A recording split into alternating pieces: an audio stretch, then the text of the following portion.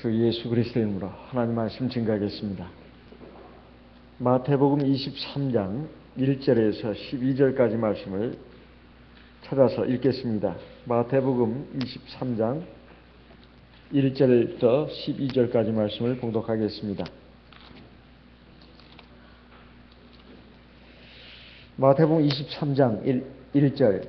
이에 예수께서 무리와 제자들에게 말씀하여 가라사대 서기관들과 바리새인들이 모세의 자리에 앉았으니 그러므로 무엇이든지 저희의 말하는 바는 행하고 지키되 저희의 하는 행위는 본받지 말라. 저희는 말만 하고 행치 아니하며 4절 또 무거운 짐을 묶어 사람의 어깨에 지우되 자기는 이것을 한 손가락으로도 움직이려 하지 아니하며 저희 모든 행위를 사람에게 보이고자 하여 하나니 곧 그 차는 경문을 넓게 하며 옷수를 크게 하고 6절 잔치의 상석과 회당의 상자와 시장에서 문안 받는 것과 사람에게 랍비라 칭함 받는 것을 좋아하느니라. 8절 그러나 너희는 랍비라 칭함을 받지 말라. 너희 선생은 하나요 너희는 다 형제니라. 9절 땅에 있는 자를 아비라 하지 말라. 너희 아버지는 하나이시니 곧 하늘에 계신 자신이라. 또한 지도자라 칭함을 받지 말라. 너희 지도자는 하나이니 곧 그리스도니라. 너희 중에 큰 자는 너희를 섬기는 자가 되어야 하리라. 12절 같이 읽겠습니다. 누구든지 자기를 높이는 자는 낮아지고 누구든지 자기를 낮추는 자는 높아지리라. 오늘 주신 말씀은 예수님을 따르는 무리 그리고 제자들에게 주신 말씀입니다. 세상 사람에게 주신 말씀이 아니라 하나님의 백성들, 주 예수님을 따르는 사람들에게 주신 말씀입니다. 특별히 서기관들과 바리새인들의 잘못된 신앙의 모습을 본받지 마라. 그들의 가르치는 것, 말하는 것은 듣고 배워서 행하되 그들의 행하는 잘못된 모습은 절대로 본받지 마라. 이렇게 말씀하고 있습니다. 그러면 뭘 본받지 말라는 걸까요? 그리고 여기에 서기관과 바리새인들은 누굽니까? 바로 서기관은 율법에 관해서 다른 사람을 가르치는 책임을 가진 일종의 공직자였습니다. 그래서 율법의 선생이라고도 일컬어지는 사람들이었습니다. 이 바리새인들은 누구냐 하면은 그 서기관들과 같이 그런 하나님의 율법을 가르치는 사회적인 공직은 갖고 있지 않지만은 바리새파 교리를 따르는 사람, 이런 사람들을 일컬어서 바리새인들이라고 했습니다. 그런데 이 바리새인들이 서기관들의 대부분을 차지했다고 합니다. 예수님 당시에 바리새인들의 숫자가 역사의 기록에 의하면 약 6천 명 정도 됐다고 합니다. 6천 명. 굉장한 숫자죠? 6천 명이면. 근데 대부분의 바리새인들은 특별히 서기관과 같이 가르치는 입장에 있었던 사람들, 이런 사람들은 자신들을 그 사회적인 지위를 높이기 위해서 또 물질적인 이득을 얻는 수단으로서 이 유대교 종교를 활용했다는 것입니다. 하나님 믿는 신앙 그리고 하나님의 율법을 활용했다는 것입니다.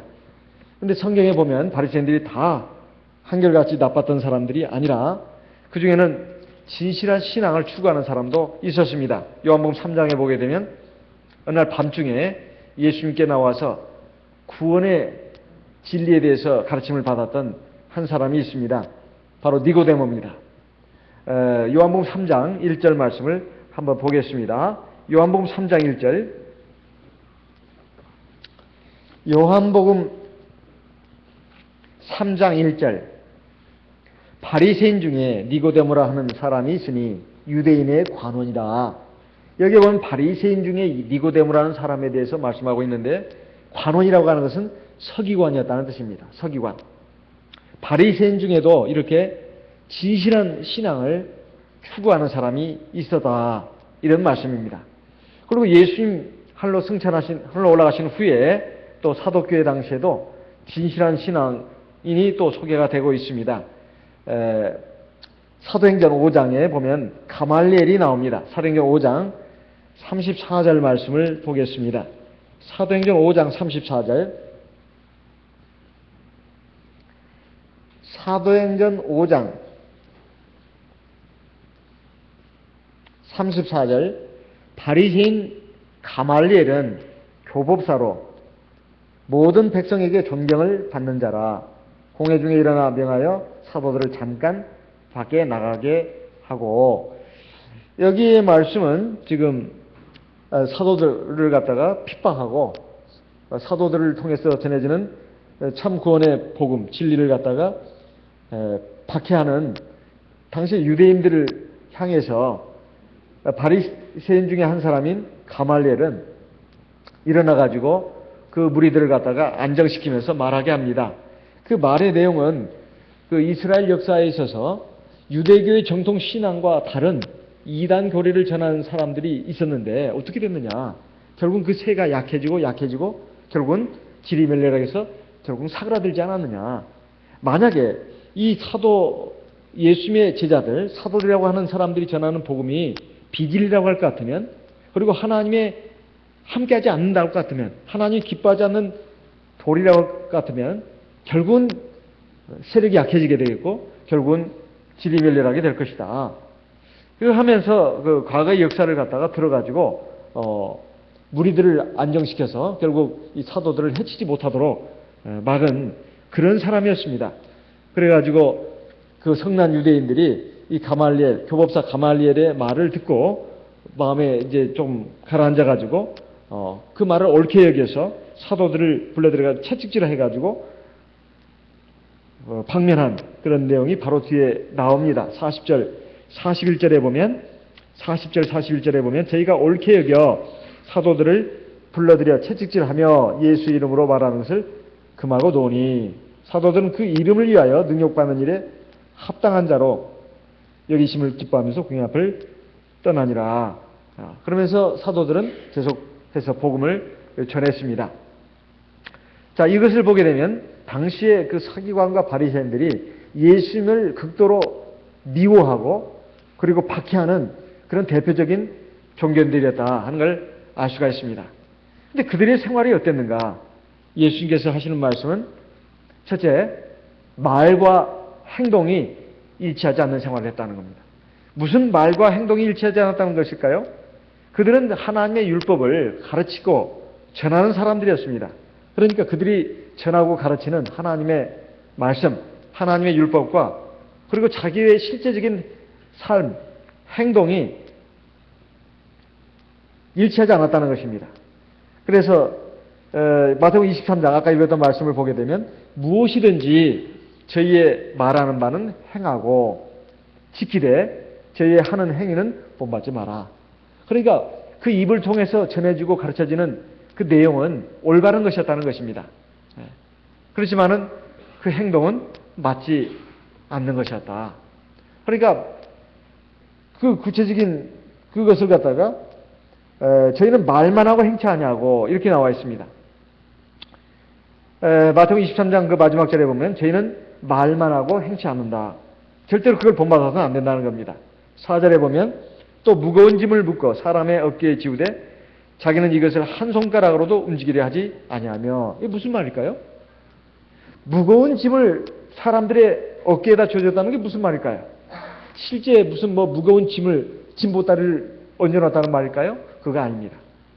하나님의 말씀을 갖다가 자기들이 더 잘 지키기 위해서 여러 가지 또 세부 사항들을 정했습니다. 그걸 갖다가 막 지키라고 안식일 규례만 하더라도 안식일을 잘 지키기 위해서는 어떻게 해야 될 것인가, 몇 킬로미터 이상은 가면 안 되고 또 바느질도 해서는 안 되고 그런 것들 여러 가지 구체적인 것들을 들었는데 나귀가 구덩이에 빠졌을 땐 들어올리면 안 되고 그런 식으로 해가지고 총 60몇 가지인가요? 그 규례를 정해가지고 사람들을 굉장히 어렵게 힘들게 만들었다는 겁니다. 자기들은 그러면서 다 그 규례를 지키지도 않으면서 자기들에게 가르침을 받는 사람들은 아주 힘겨운 짐을 지어줬다는 뜻입니다. 그래서 손가락으로도 움직이지 않는다는 것은 그런 뜻입니다. 그런 뜻이에요. 그래서 말하는 거하고 행하는 것이 이렇게 달랐다. 소위 말해서 위선자였다. 이런 말이 되겠습니다. 그런데 여기서 우리가 생각해야 할 것은 그러면 그들이 말하는 것은 다 지킬 만한 것이었느냐? 꼭 그런 건 아닙니다.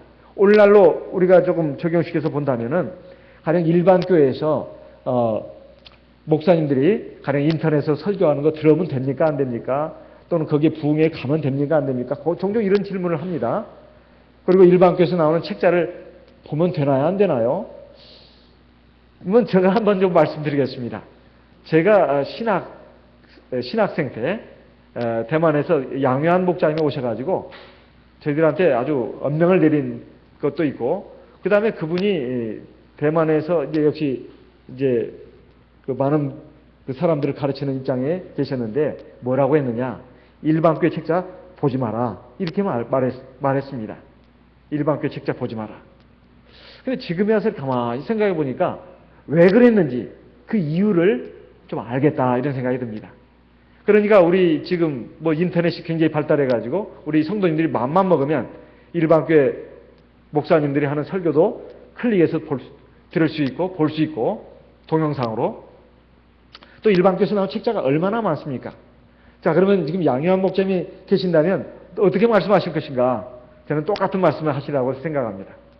그러면 그 말씀을 제대로 지키는 우리 성도님들이 대부분이겠지만은 지키지 않는 성도님들도 꽤 있다고 생각합니다. 그러면 이 부분에 대해서 무엇이 올바른 해법이겠는가? 저는 이 부분에 대해서 조금 말씀드릴까 합니다. 여기에 보면 무엇이든지 저희의 말하는 바는 행하고 지키되, 사실 일반교회 목사님이라 해서 심지어는 완전히 기독교에서는 타락했고 진리에서 타락했고 부패했다고 하는 천주교 신부님들이 쓴 책이라든가 그걸 볼 필요도 없고 들 필요도 없는가? 꼭 그렇게 볼 수는 없습니다. 그들이 전하고 가르치는 내용 상당수가 맞기도 합니다. 그러나 전제가 있습니다. 핵심적인 진리, 이것은 틀리는 경우가 또 많습니다. 틀리는 경우가 많아요. 그러니까 일반적인 진리, 성경에서 소위 말해서 겉으로 쓰여진 진리, 그것은 맞는 부분이 많습니다. 예를 들면 하나님만이 참신이시다. 그리고 다른 세상의 모든 신들은 거짓이고 우상이다. 그런 것들.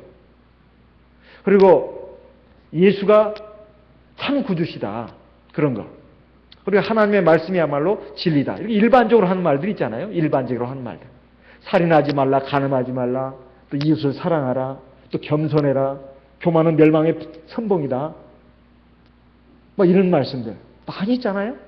그런 말씀들은 다 일반적인 진리이기 때문에 굳이 그분들이 틀리게 말할 이유가 없습니다. 그런데 이것조차도 소위 이단 종파에서는 교묘하게 또 그걸 뒤집는 경우가 있습니다. 그것조차도. 그러니까 일반적인 진리에 대해서 하는 것은 우리가 듣고 또 참고를 할 수 있고 또 뭐 어느 정도 그 유익이 있다고 할 수 있습니다. 근데 중요한 것은 그 가운데 비진리가 들어있다는 겁니다. 가령 뭐 삼위일체 신가지라든가 또 주의를 강조하는 거라든가 그 밖에 또는 죄의 문제에 있어가지고 죄와 구원 문제에 있어서 율법과 은혜 또는 죄와 구원 문제에 있어서 교묘하게 비틀어 놓는 경우가 굉장히 많습니다. 믿음만 가지면 구원을 받을 수 있다고 하는 거. 그저 사람이 다 죄인인데 어떻게 하나님의 법을 지켜가지고 구원을 받는단 말이냐. 그러면 하나님의 은혜, 예수 그리스도의 십자가의 은혜를 갖다가 무력하게 만드는 거 아니냐. 그럴싸합니다. 그럴싸해요.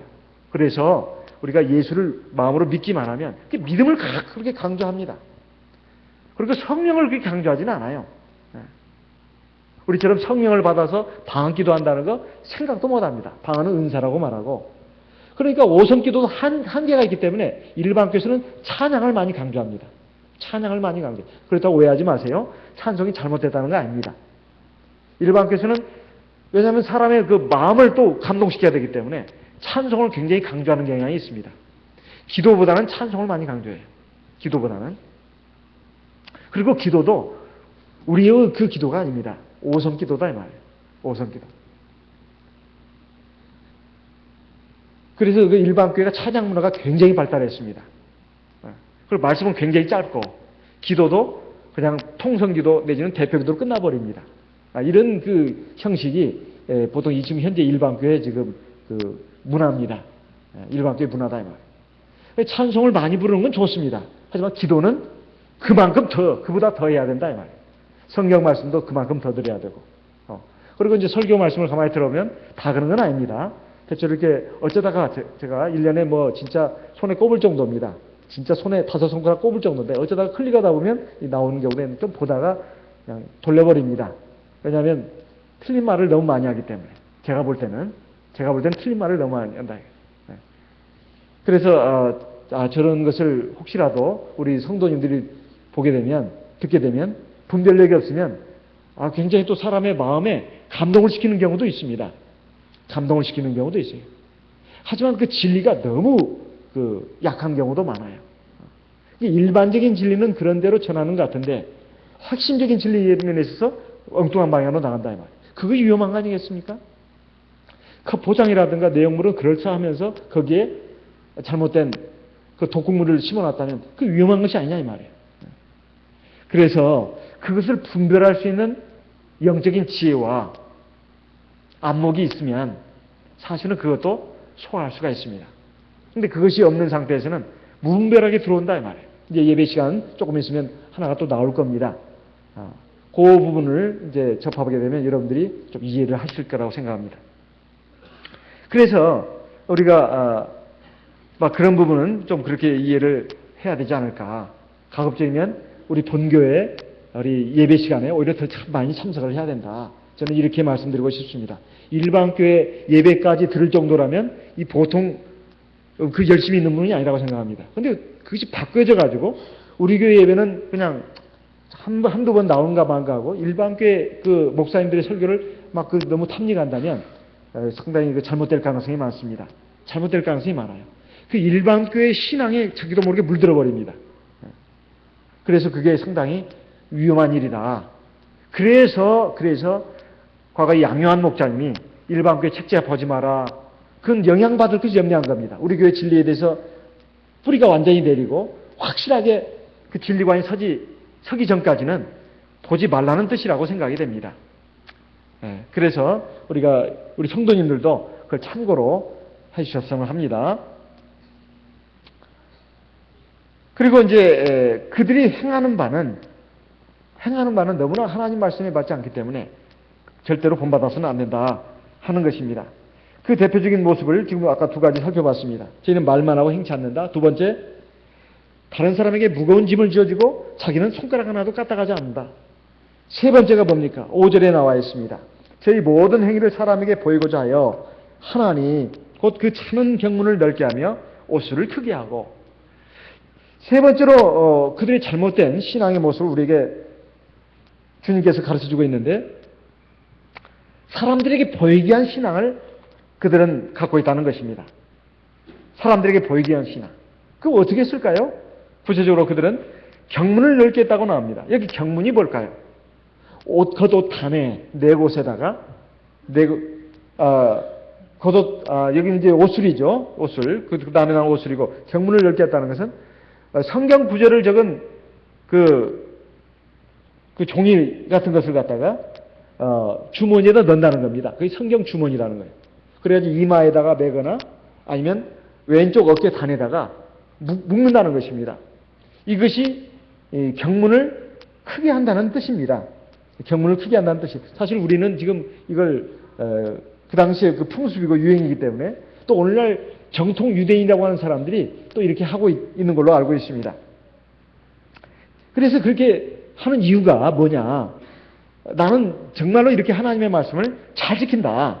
그래서 그들이 소위 말해서 성경 주머니라고 하는 거, 그래가지고 그 성경 그 구절을 적은 주머니 그 종이를 갖다 넣어서 그 주머니를 이렇게 만들어가지고 이렇게 이마에다 묶는 거, 그리고 왼쪽 어깨 단에다 묶는 거, 이렇게 하는 그 이유는 내가 이렇게 하나님의 말씀을 잘 지킨다고 하는 것인데 거기에 들어가는 주로 성경 구절이 뭔가? 출애굽기 13장 1절로 16절, 출애굽기 13장 1절에 16절, 그리고 신명기 6장 4절로 9절, 그리고 11장, 신명기 11장 13절로 21절, 이 세 개의 구절을 주로 써서 넣는다고 합니다. 이건 뭐 전문가들이 조사해가지고 알려주는 것이니까 그냥 참고로 하시면 되겠습니다. 그 다음에 옷술을 크게 한다고 했는데 옷술이란 게 뭐냐? 겉옷 단에 네 곳에다가 흰색 실과 청색 실을 꼬아가지고 이렇게 고리를 만들어서 이렇게 매단다는 것입니다. 그럼 거기가 무슨 의미가 있느냐? 그것은 바로 그걸 통해서 하나님의 율법을 지켜야 된다. 그런 것을 기억나게 한다는 것입니다. 기억나게 한다는 것. 성경에 근거가 있는가? 성경에 근거가 있습니다. 민수기 15장 38절로 39절 말씀을 보겠습니다. 민수기 15장 구약성경 민수기 15장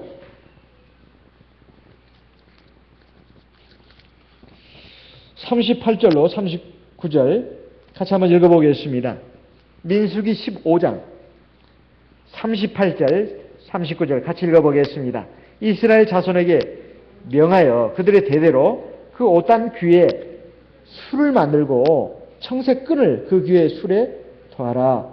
39절 이 술은 너희로 보고 여호와의 모든 계명을 기억하여 준행하고 너희로 방종케 하는 자기의 마음과 눈의 욕심을 좇지 않게 하려 위함이라.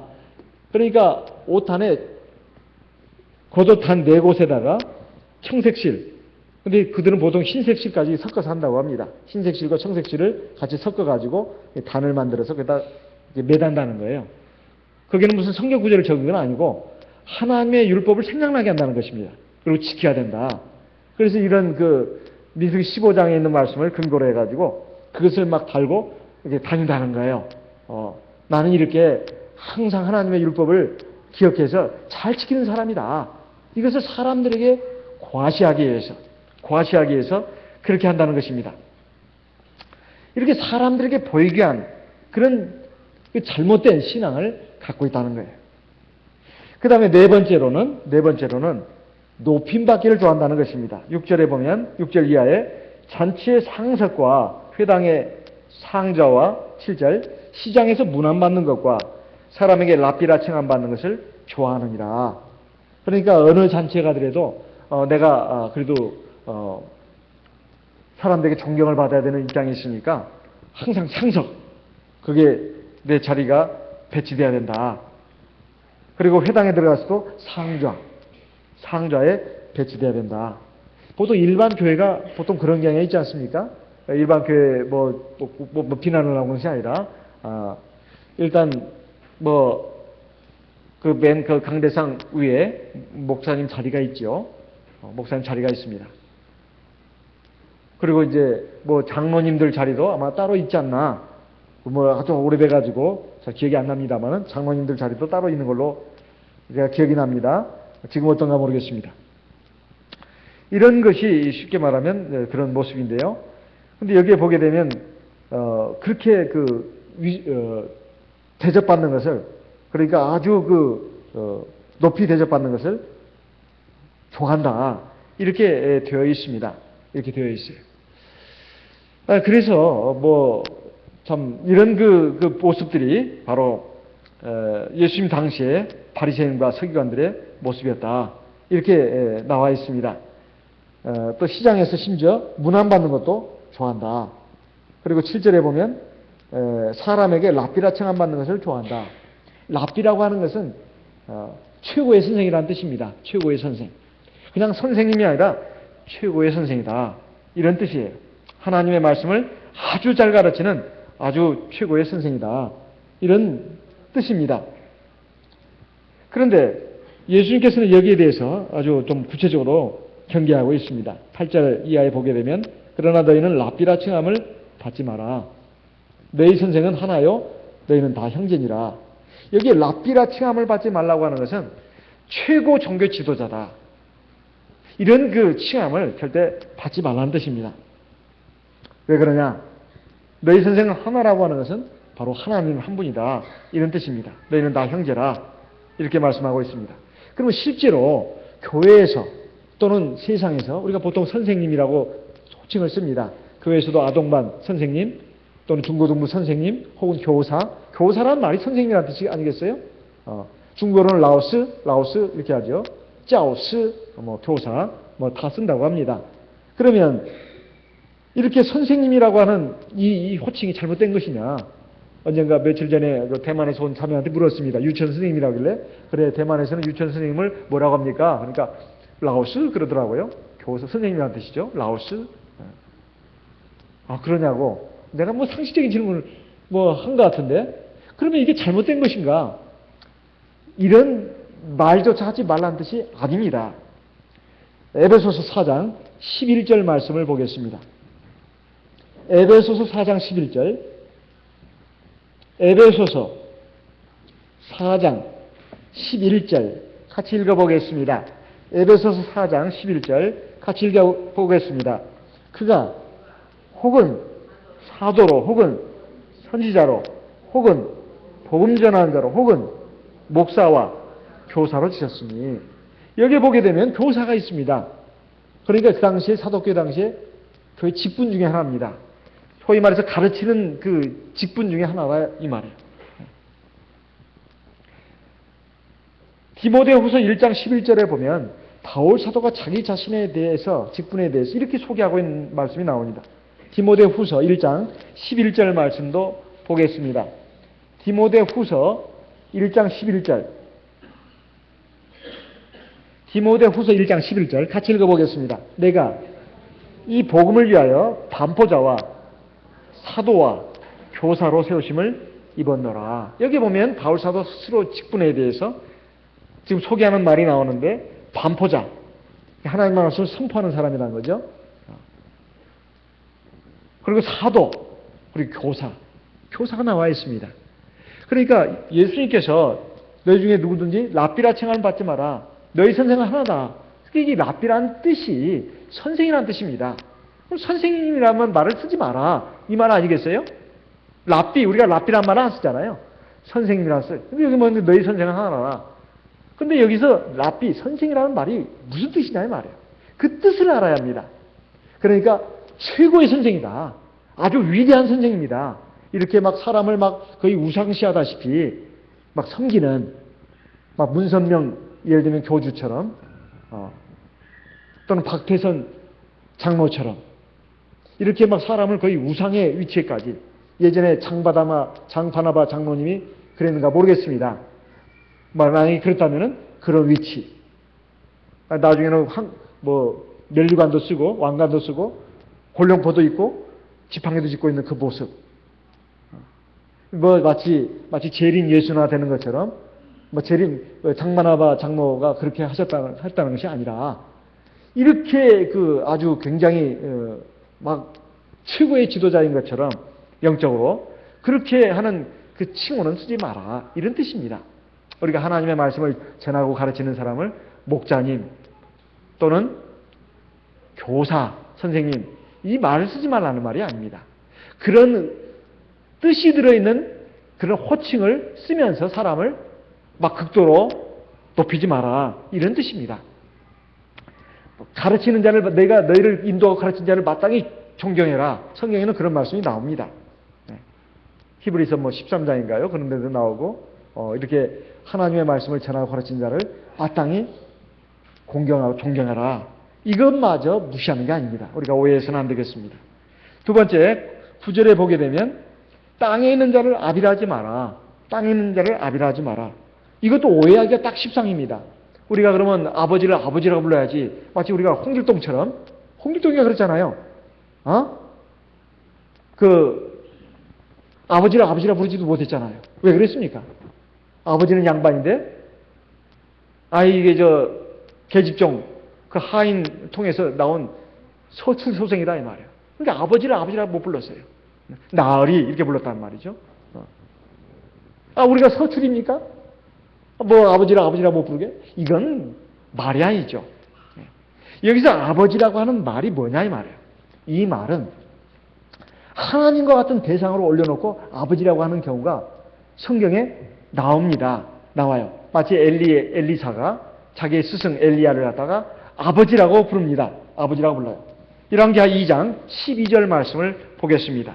열왕기하 2장 12절 열왕기하 2장 12절 말씀 열왕기하 2장 12절 같이 읽어보겠습니다. 열왕기하 2장 12절 같이 읽어보겠습니다. 엘리사가 보고 소리 지르되 내 아버지여 내 아버지여 이스라엘의 병거와 그 마병이여 하더니 다시 보이지 아니하는지라. 여기 보면 엘리사가 열왕기하 2장 12절입니다. 지금 하늘로 승천하는 자기 스승 엘리야를 향해서 아버지여 내 아버지여 그랬습니다. 그러니까 자기 지금 친아버지도 아닌데 왜 아버지라고 했을까요? 위대한 종교 지도자, 위대한 종교 지도자. 마치 자기에게는 막 그냥 하나님 아버지와 같은 그런 존재를 일컬어서 아버지라고 불렀습니다. 극존칭이죠. 종교적으로 신앙적으로 정말로 목숨을 걸고 따를 만한 분, 이런 분을 갖다가 아버지라고 불렀다. 극존칭어입니다. 이게 종교상의 용어다 이 말이에요. 이렇게 불렀습니다. 근데 이렇게 이런 칭호를 받는 것을 굉장히 영광스럽게 생각했다 이 말이에요. 근데 바울 사도는 어떻습니까? 그러면 교회 안에서 저분은 내 아버지와 같아요, 어머니와 같아요, 내 신앙의 어머니입니다, 내 신앙의 아버지입니다, 이런 말씀은 안 된다는 말일까요? 그런 말은 아닙니다. 그런 말은 아니에요. 바울 사도도 내가 믿음으로 디모데를 낳았다, 이렇게 말하고 있습니다. 내가 믿음으로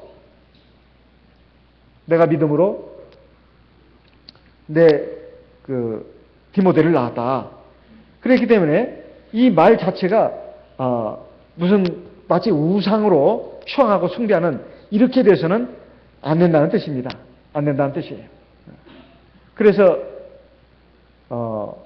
보통 이제 교회에서 저분은 나의 신앙의 어머니로 모시고 아버지로 모신다, 이거 자체가 잘못됐다기보다도 마치 우상시할 때 그것은 잘못된 것이다 이 말이에요. 그래서 이것이 무슨 신앙적으로 나에게 도움을 주고 나에게 가르침을 주는 분에 대해서 내가 배움을 받아야 되겠다, 이런 뜻이 아니라, 여기서 말하는 아비라 칭호를 받지 말라는 것은 마치 중국의 그 국부 순원이죠. 송문 선생, 중국의 아버지라고 하지 않습니까? 중국 건국의 아버지라고. 쉽게 말하면 그런 최고 지도자를 말하는 뜻입니다. 아까 랍비나 여기에 말하는 아비나 사실 같은 그 맥락의 말씀입니다. 그런 맥락의 말씀이에요. 내가 신앙 안에서 내 신앙의 어머니로 모시고 싶고 아버지로 모시고, 또 그것 자체를 금지하는 그런 말은 아닙니다. 그것 자체를 금지하는 말은 아닙니다.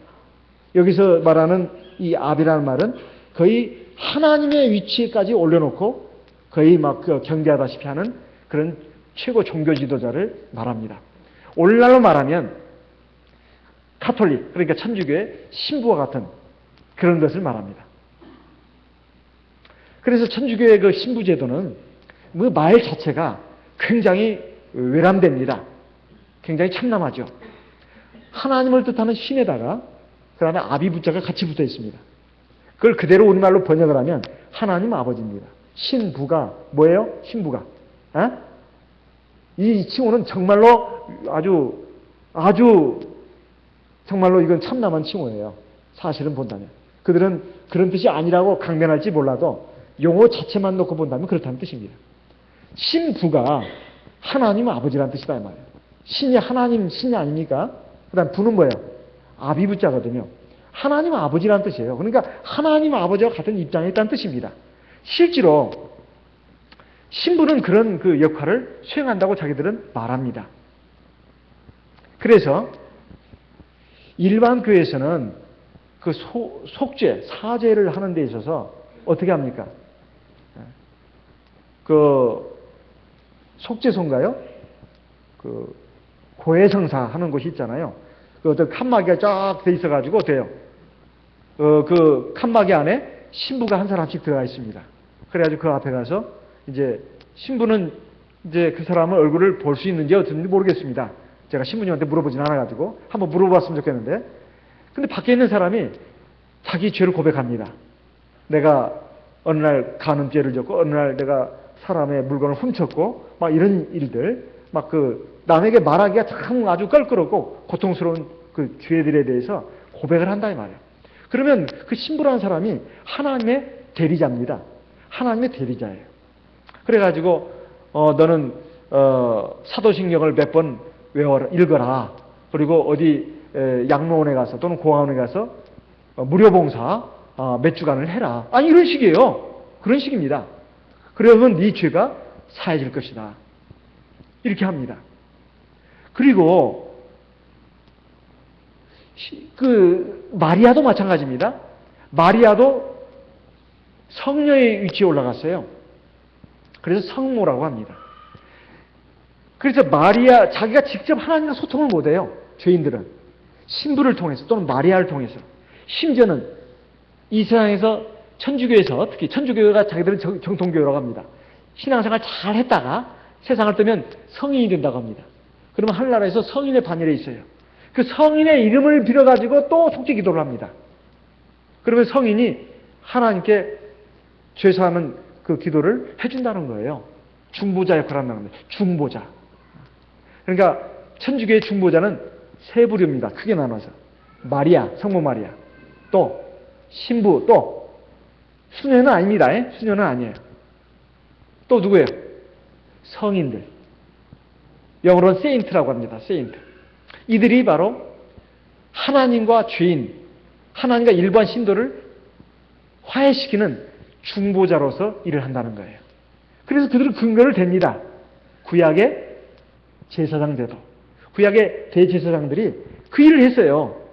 하나님과 인간을 화해시키는 그 중보자 역할을 했습니다. 그 대제사장 제도가 있지 않느냐.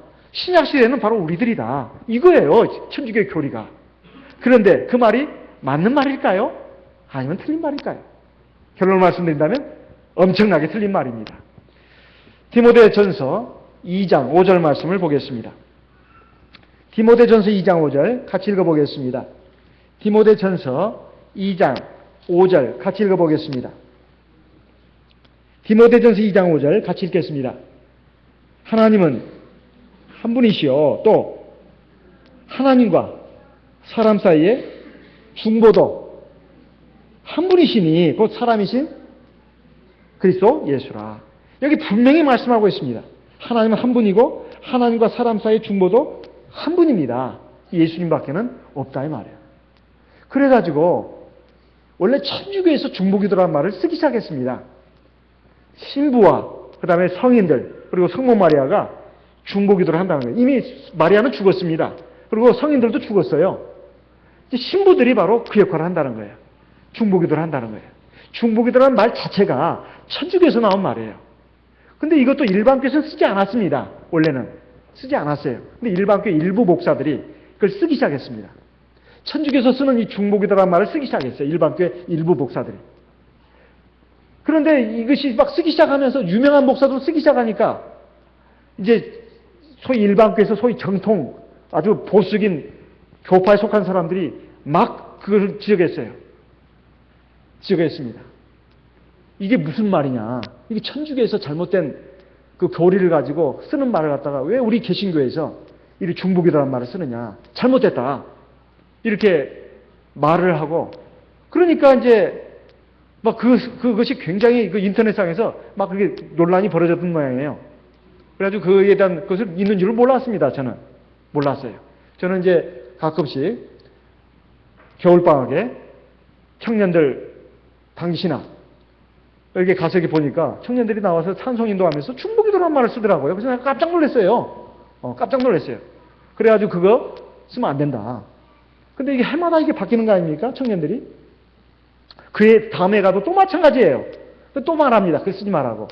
그건 틀린 거라고. 정규 신학생들에게도 제가 가르쳤습니다. 가르쳤어요. 그런데 이게 어느새 이게 우리 교회에 들어와가지고 일부 성직자들 또 일부 청년들이 이걸 쓰더라고요. 그래서 쓰면 안 돼. 내가 내 눈에 띄는 사람들은 다 깨우침을 받았습니다. 아마 안 쓸 겁니다. 근데 아직 그 듣지 못한 사람들은 쓰는 것 같아요. 그래서 이번에 진리연구회 때 그걸 제가 발표를 했습니다. 어쨌든 이것이 천주교에서 나온 잘못된 용어다. 그리고 그 중보기도라는 말 자체도 잘못된 것이다. 하나님과 우리 사이의 중보는 예수님밖에 없습니다. 그리고 지금 성령으로 우리 안에 들어와 계시고 성령이 우리를 위해서 기도해 주시는 게 그게 중보기도입니다. 성령이 나를 위해서 기도해 주는 게 중보기도다 이 말이에요. 나는 누구와 나는 다른 사람과 누구 사이에 중보가 될 수가 없어요. 중보자라는 말이 뭐냐? 화해자라는 뜻이에요. 또는 보증인이라는 뜻입니다. 중보라는 말 자체가. 가운데 서가지고 가운데 중자에다가 보증인이라는 뜻이거든요. 그게 중보예요. 중보. 중보라는 말의 뜻을 알아야 된다 이 말이에요. 중보라는 말의 뜻도 그런 뜻입니다. 내가 다른 사람을 위해서 그 죄 문제를 위해서 해결해 주기 위해서 기도해 주는 것이 바로 중보기도입니다. 구약시대에는 대제사장이 했어요. 근데 이거에 대해서 일반 교회, 개신교회 그것을 쓴 사람들이 자기들을 그 변명하면서 하는 말이 구약시대 그 대제사장들도 사람 아니었냐? 그 사람 대제사장 사람 아니었냐? 그 사람들이 그 죄인들을 위해서 그 헬등 기도가 중보기도 아니냐? 우리가 중보기도 해주는 게 뭐가 잘못이냐? 이렇게 말합니다. 이것은 잘못된 생각입니다. 구약시대 대제사장은 그 대제사장만 그렇게 중보기도를 했습니다. 그것은 장차 오실 예수님을 예표하는 인물이에요. 그리고 모든 사람들이 누구를 죄를 위해서 기도해 준 게 아니라 대제사장만 그렇게 했습니다. 대제사장은 완전한 대제사장 예수님을 예표하는 인물이었고, 그리고 신약시대에 와서는 자기의 죄 문제를 자기가 직접 하나님 앞에 고해가지고 사함받을 수 있었습니다. 구약시대에는 그게 안 됐어요. 직접적으로 하나님 앞에 자기 죄사함 받을 수가 없었습니다. 반드시 대제사장을 통해서 죄사함 받았습니다. 구약시대에는. 예수님 오기 전에는. 그러나 예수님 오신 후에는 우리가 다 제사장이 된 거예요. 너희는 왕같은 제사장이 되리라. 베드로전서 2장 5절입니다. 그리고 대제사장은 예수님 한 분뿐이에요. 우리는 제사장들입니다. 그러니까 우리가 직접 하나님 앞에 회개 기도를 할 수 있는 거예요. 누구를 통해서 회개 기도하는 게 아닙니다. 누구 사람을 통해서. 오직 주 예수를 통해서 회개 기도하는 것입니다. 다행히도 일반 교회는 이것이 주류입니다. 그건 참 다행이더라고요. 저는 몰랐어요. 일반 교회에서 이렇게 심각하게 논란이 벌어진 줄을. 그래서 이게 원래 천주교에서 나온 잘못된 용어다고 하는 거. 즉 신부가 구약의 대제사장을 쉽게 말하면 그 이어진 제도라고 보는 거예요. 중보기도라는 말 자체가 다른 사람의 죄를 하나님 앞에 고하고 용서해달라고 구하는 그 기도가 그게 중보기도입니다. 다른 사람을 위한 기도가 아니다 이 말이에요. 근데 뜻은 다른 사람을 위한 기도라고 하면서 용어는 중보기도라는 용어를 씁니다. 그게 잘못된 것입니다. 우리 교회 일부 사람들이 중보기도라는 말을 쓸 때 사실은 뜻은 다른 사람을 위해서 기도한다는 뜻으로 쓰는 걸 알고 있습니다. 하지만 용어는 정확히 써야 된다. 그러면서 그분들이 또 합리화시키기 위해서 드는 구절이 바로 이 마태복음 23장에 땅에 있는 자를 랍비라 하지 말라. 땅에 있는 자를 아비라 하지 말라. 지도자 충만하고 했더만 우리가 그렇게 하느냐. 다 아비라고 하지 않느냐. 그러니까 중보기도라는 말 쓰는 게 뭐가 잘못이냐. 이런 식으로 말을 하더라고요. 이게 그런 말씀은 아닙니다. 여기서는 하나님과 같이 성김을 받는 그 아버지, 중국의 국부, 우리나라 건국의 아버지, 뭐 김구 선생이라든가 뭐 다 들잖아요. 그런 식으로 막 최고 지도자의 높임을 받지 말라는 그 용어의 그 아비라는 뜻입니다. 육신의 아버지를 아버지라고 하지 말라는 뜻이 아니에요. 그래서 땅에 있는 자를 우리가 다 아버지라고 하지 않느냐. 근데 이 말씀을 보고 본다면은 중보기도란 말 쓰면 되지 않느냐. 이건 경강부회라고 합니다. 이걸 이끌어서. 아무데나 갖다 붙이는 거예요. 성경 구절을. 자기를 합리화시키기 위해서. 이건 굉장히 잘못된 것입니다. 다행히도 우리 목자님들이나 성자님들이 이게 잘못됐다고 그래도 이렇게 의견을 같이 모아준 걸로 알고 있습니다. 참 다행스러운 일입니다. 참 다행스러운 일. 그래서 혹시라도 이렇게 잘못 용어를 쓰고 있다면 꼭 깨우쳐 주시기 바랍니다. 중보기도는 그럴 때 쓰는 말이 아니다. 성령이 바로 우리를 위해서 기도해 주는 기도가 그게 바로 뭐라고요? 그게 중보기도다 이 말이에요. 우리 안에는 성령은 바로 예수의 영입니다. 예수의 영이 우리를 위해서 기도해 주는 기도. 우리가 방언 기도할 때 바로 성령이 나를 위해서 기도해 줍니다. 하나님보다 우편에서. 이것이 바로 중보기도다 이 말이에요. 내가 만약에 중보기도를 한다면 내가 바로 예수님과 같은 입장에 간다는 뜻입니다. 물론 그 뜻은 그건 아닙니다. 하지만 자기도 모르게 천주교의 잘못된 용어를 쓰고 있는 것이다.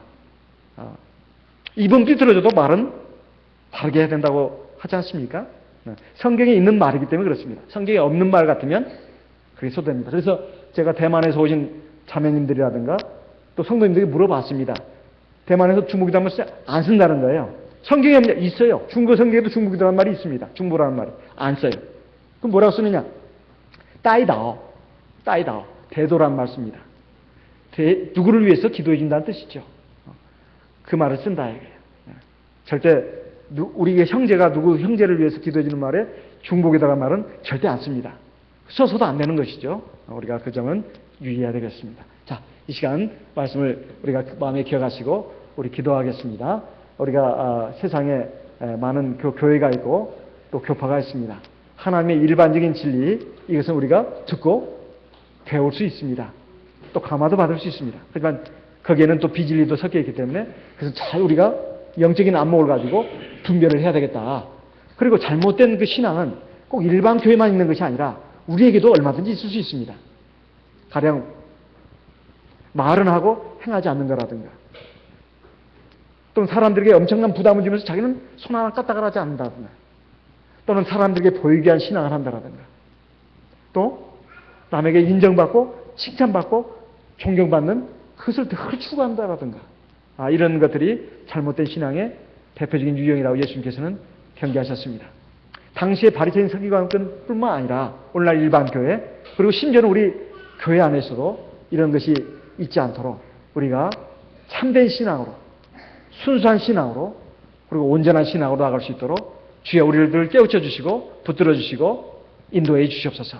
다 같이 하나님께 기도하겠습니다. 다 같이 기도하겠습니다.